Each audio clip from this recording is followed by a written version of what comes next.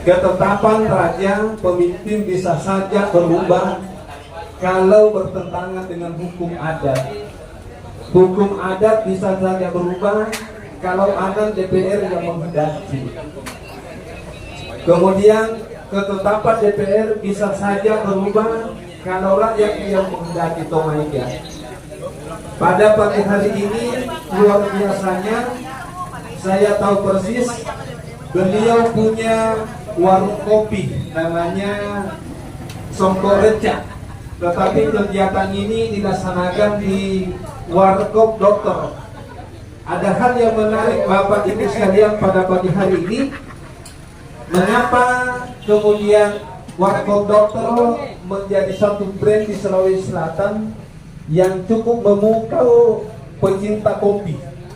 Ya, penikmat kopi. Kata Badrun ini penikmat kopi. Kenapa kemudian seperti itu? Karena dia punya brand, punya merek. Jadi merek itu adalah sesuatu melekat apa yang ada dalam isinya. Misalnya, ketika kita sebut air kemasan, air aqua, padahal yang disajikan kita adalah kristal. Ya, kristal. Padahal kita hanya minta air aqua, kemudian disodorkan kristal. Karena brandnya atau miliknya atau identitasnya aqua itu melekat. Ketika kita mau beli pasta gigi, kita katakan Pepsodent, padahal yang disodorkan kita Close Up. Itulah brand saudaraku sekalian yang ada pada Pak Lutfi pada hari ini, yaitu Songkoreca. Dalam kue nasabak iya tuh getelap dalam kue lamperi sungai nasabak temarutun lapae pot tepolo mampenge tepet tu masa demoy. Pernyataan ini dikatakan arum engkau pabicara, hai para pemimpin, tegak luruslah engkau memimpin. Hai para penegak hukum, tegakkanlah keadilan. Sebab kalau engkau tegakkan keadilan, maka akan memanjangkan umurmu. Sebab tidak ada yang datar runtuh. Tidak ada yang datar runtuh, tidak ada yang kendor patah. Tidak ada yang kendor patah. Sehingga pesan ini kalau kita jadikan brand dalam diri kita, insya Allah apa yang pun yang kita lakukan akan menjadi citra bagi diri kita sendiri. Terakhir dengan sebuah ayat yang saya kutip dalam surah Al-Baqarah ayat 42, kata Allah Subhanahu wa taala, "Wala talbisul haqqa bil batili wa taktumul haqqa wa antum ta'lamun." Jangan engkau campur adukan antara hak dan yang batil. Sungguh sebenarnya antara hak yang batil itu tidak akan mungkin bisa ketemu. Seperti tidak ketemunya antara air dan minyak, Bapak Ibu sekalian yang dibawa lautan. Apatah lagi antara hak dan batil itu ada pengetahuan kita bahwa yang kita lakukan adalah hak atau yang kita lakukan adalah batil. Dia adalah Tuhan, tidak adalah Tuhan pernah lepas CCTV dalam diri kita.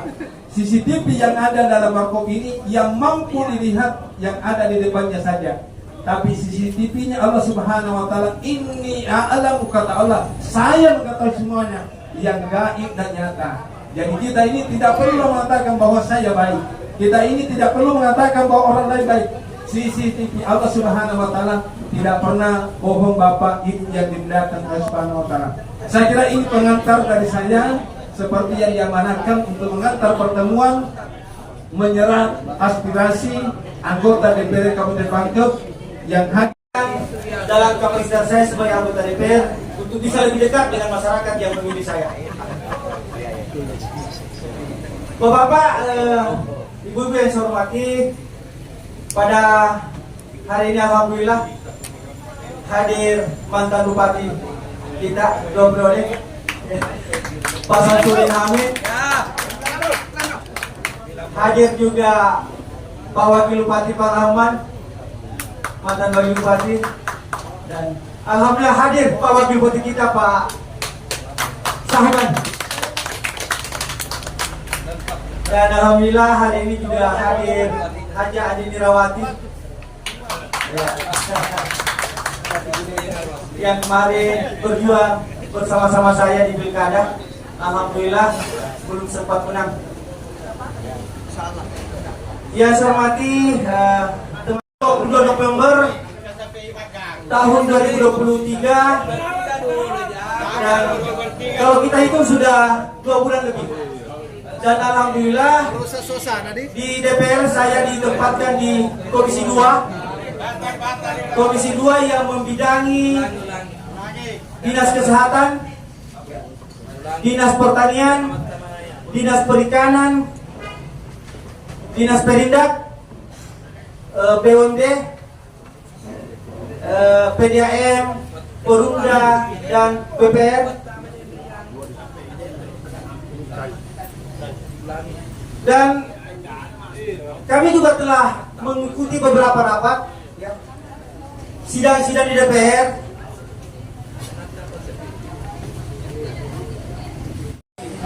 Ya, setiap bulan melakukan rapat untuk menentukan jadwal kegiatan anggota DPR selama sebulan. Ada juga rapat-rapat komisi. Rapat komisi ini kita mengundang instansi yang merupakan mitra kerja kita, ya, untuk konsultasi ataupun koordinasi sekaitan dengan program kebijakan yang telah dan atau akan kita laksanakan. Ada juga rapat gabungan komisi. Ini rapat gabungan komisi, lintas komisi. Dan terakhir, kami juga telah melaksanakan rapat kerja dengan sekwan dan para kepala bagian yang ada di PT. Kalau tidak salah kita lakukan minggu lalu, dan pada kesempatan itu kita minta pertanggungjawaban atau laporan dari Pak Sekwan beserta staf sekaitan dengan pelaksanaan program kerja tahun 2023 beserta dengan laporan anggaran-anggaran yang ada di DPR. Juga kita juga bicarakan rencana kerja untuk tahun 2024 ini. Perlu saya sampaikan bahwa khusus di DPRD, anggaran yang kita peroleh dari tahun 2003 itu adalah sebesar kurang lebih 50 miliar. Ya. Semuanya mencakup gaji, tunjangan, dan biaya-biaya yang lain. Dan pada tahun 2024 ini kita juga mendapat anggaran kurang lebih juga 50 miliar. Jadi tidak bertambah. Dan dari perincian penganggaran itu memang saya melihatnya perlu ada perampingan kegiatan agar setiap bidang tidak terlalu boros dalam penggunaannya. Dan surat kabar kalau tidak salah sebesar untuk tahun 2023 itu sebesar 132 juta. Barangkali ada teman-teman wartawan sudah bermitra dengan DPR. Cukup besar nih untuk teman-teman wartawan.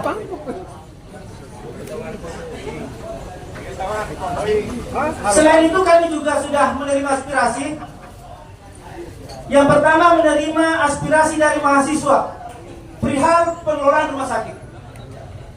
Sebagaimana kita ketahui bahwa banyak sekali keluhan dari masyarakat kita terkait dengan pelayanan rumah sakit. Dokter yang terlambatlah menangani, obat yang tidak ada lah, sehingga apa?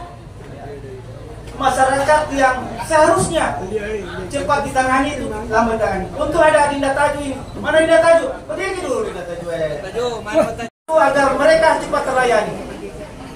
Mudah-mudahan ke depan banyak teman-teman kita seperti Dinda Taju ini. Amin.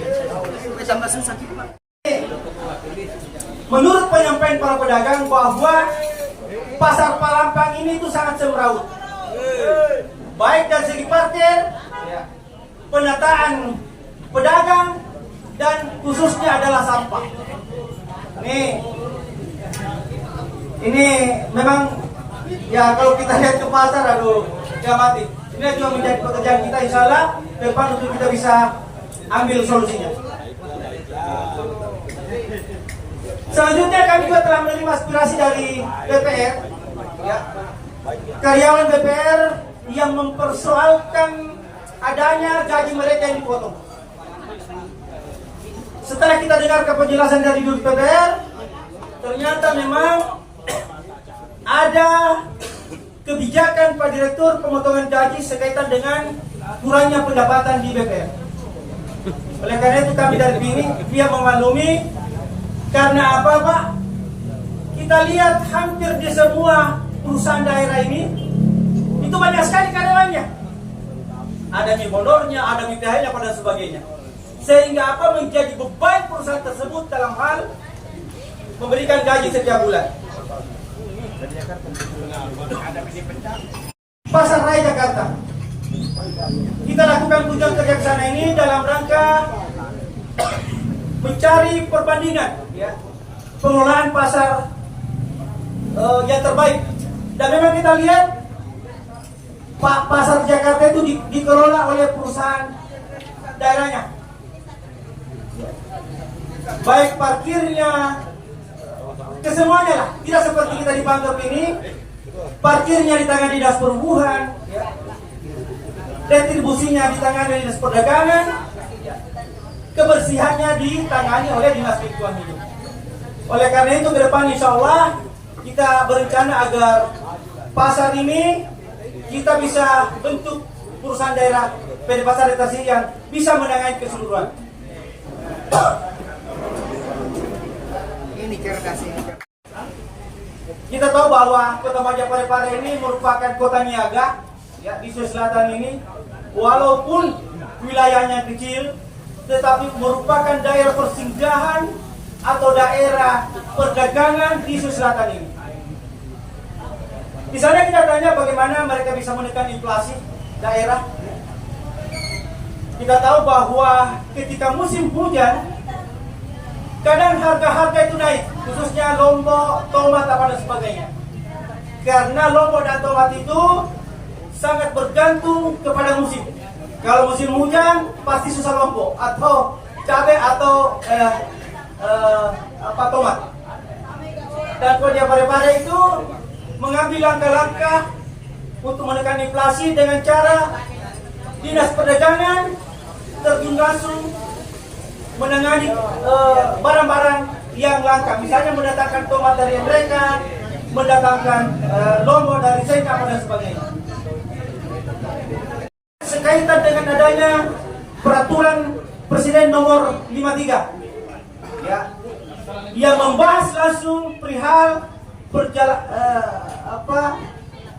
perjalanan atau kunjungan kerja anggota DPR. Di situ ya, di hampir semua kabupaten itu berbeda-beda dan tergantung kondisi keuangan daerah. Kalau kita di Pangkep ini baru berlaku pada tanggal 1 Desember 2023 kemarin. Maros dari Agustus, Kota Makassar dari bulan Juli. Malah ada juga beberapa kabupaten yang belum menindaklanjuti Perpres nomor 53 ini. Karena apa? PAD-nya kurang. Seperti Kota Parepare, Majene, belum melaksanakan Perpres nomor 53 ini yang membahas atau yang berisi perihal perjalanan dinas anggota DPR. Perbandingan terkait dengan pengelolaan air bersih yang ada di Kabupaten Polewali. Kita tahu bahwa di Kabupaten Pangkep ini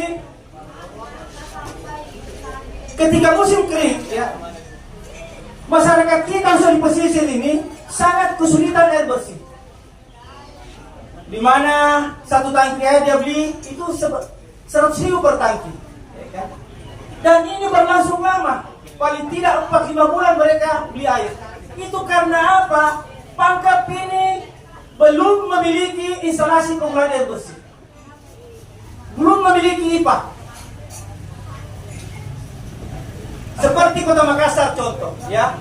Karena dia memiliki IPA, instalasi pengolahan air bersih, maka air got pun ya, bisa disulap menjadi air bersih. Kita di Pangkep yang disedot masuk ke pipa itu adalah betul-betul dari sumbernya, dari mata air yang ada. Padahal banyak sekali sungai-sungai kita di Pangkep untuk membangun instalasi pengolahan air bersih di Pangkep ini. Dia katakan apa? Biayanya sangat besar, Pak Dewan. Saya bilang, Pak, tugas pemerintah daerah, tugas DPR itu adalah menyiapkan kebutuhan pokok rakyatnya. Air ini adalah merupakan kebutuhan pokok. Oleh karena itu, insya Allah ke depan ini, saya berharap itu menjadi program utama Pak Bupati, ya, agar masyarakat Pangkep ini bisa tersedia airnya. Kalaupun itu menyedot anggaran yang besar, tidak jadi masalah. Lebih baik kita tidak usah membangun taman, membangun yang lain. Yang penting terbangun instalasi panen bersih untuk kepentingan kebutuhan dasar pokok rakyat.